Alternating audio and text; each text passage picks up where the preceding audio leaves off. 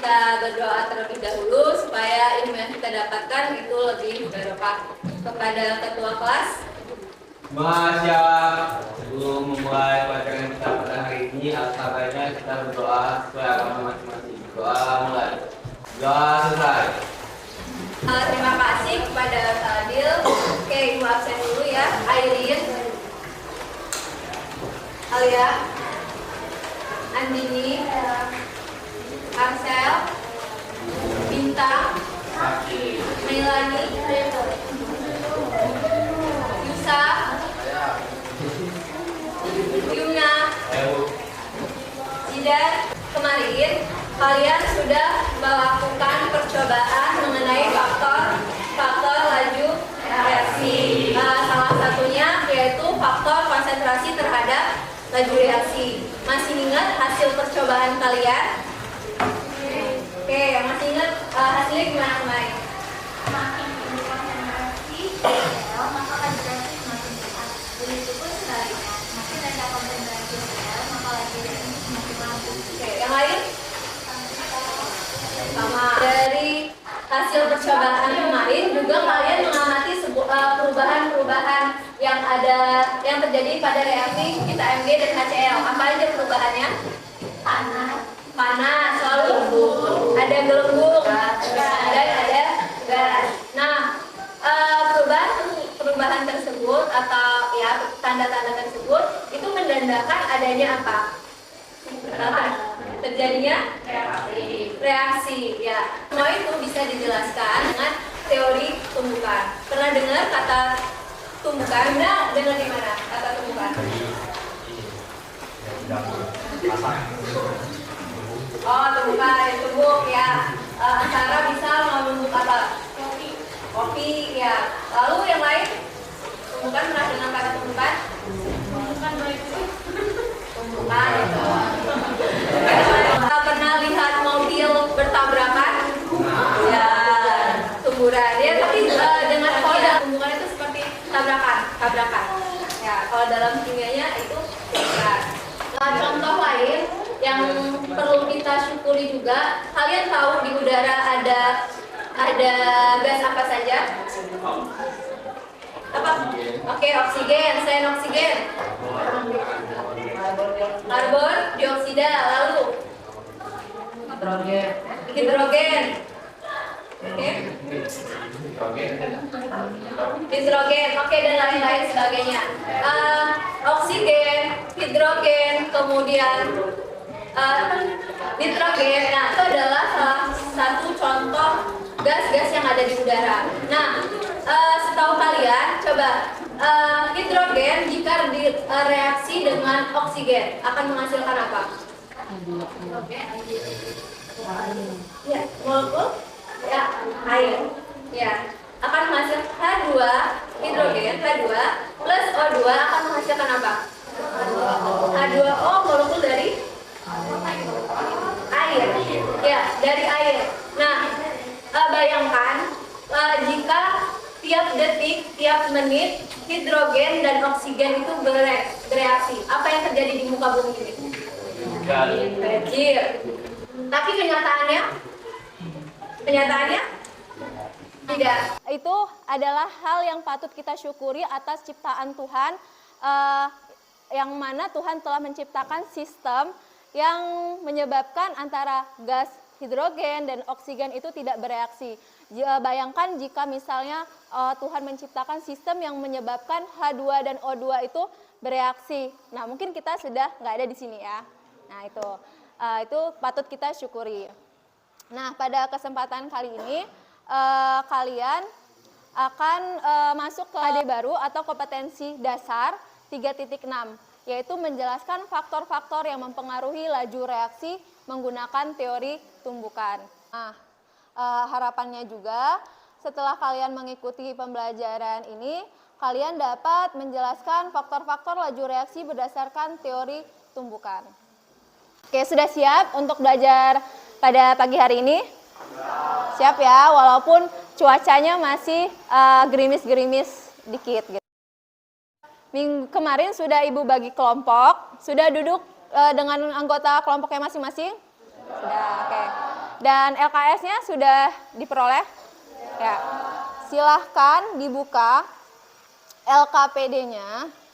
Nah, pada kegiatan pertama yaitu mengamati. Nah, coba amati tabel data percobaan pengaruh konsentrasi terhadap laju reaksi yang kemarin. Berdasarkan tabel hasil percobaan pengaruh konsentrasi pada pertemuan sebelumnya, bagaimana kemarin kesimpulan yang diperoleh? Nah, lanjut pada tahap kedua yaitu menanya. Dari tabel tersebut, silahkan ajukan pertanyaan yang ada di benak kalian dari hasil pengamatan tabel data hasil percobaan kalian. Ada pertanyaan? Boleh hasil pengamatan dari tabel percobaan. Kemarin kan ada perubahannya, kemudian waktunya. Nah, coba dibuat sebuah pertanyaan dari hasil pengamatannya tersebut. Gimana? Mengapa HCl dengan konsentrasi 1,5 molar lebih cepat bereaksi dibandingkan dengan 0,5 molar?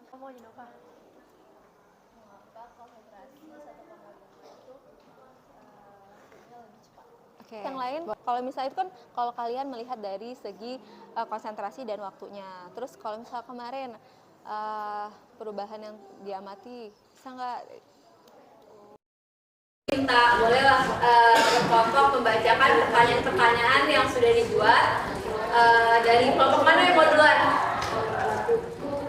Kelompok 2. Ya, silakan kelompok 2. Mengapa konsentrasi berpengaruh terhadap laju reaksi? Yang kedua, apakah volume dari suatu larutan berpengaruh terhadap laju reaksi? Konsentrasi HCl 1,5 molar lebih cepat bereaksi dibandingkan konsentrasi HCl 1 molar dan 0,5 molar. Oke. Mengapa konsentrasi 0,5 itu menghasilkan gelembung yang banyak? Itu salah satu dari pertanyaan yang berdasarkan hasil pengamatan percobaan kalian ya. Nah, jawabannya itu dapat dijelaskan dengan teori tumbukan. Tapi apakah setiap tumbukan itu dapat menghasilkan reaksi atau menghasilkan molekul baru? Itu akan kalian diskusikan. Coba kalian amati dulu ya. Nah, amati video animasi molekul reaksi A2B2 pada suatu sistem berikut. Terlihat apa yang kalian lihat dari molekul-molekulnya? Ini ada molekul A2 dan B2. Saling berhubungan. Oke. Yang kedua, bagaimana arah pergerakan molekul reaksinya? Gerakannya gimana?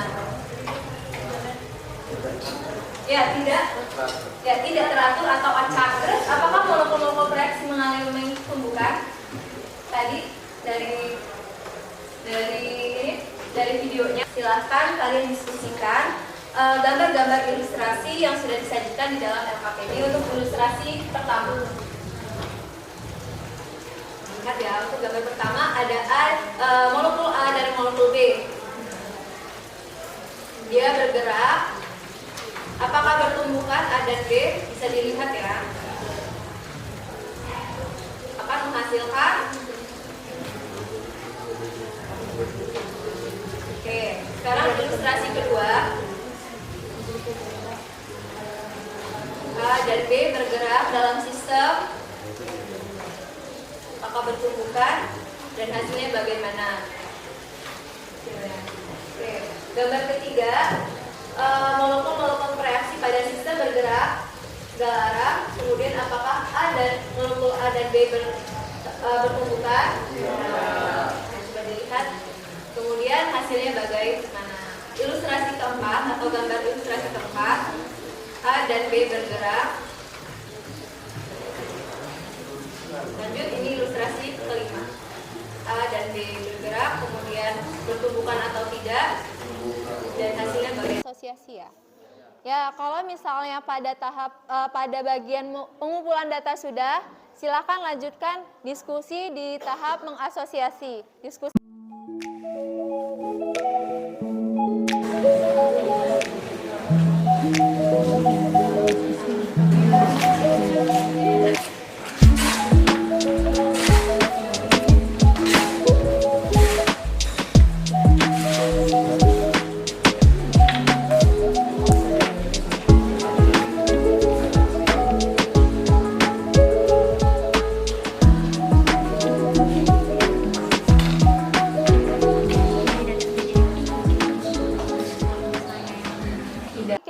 lagi untuk diskusi terkait energi partikel zat bereaksi.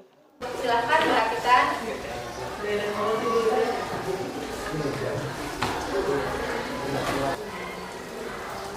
Jelas ya videonya.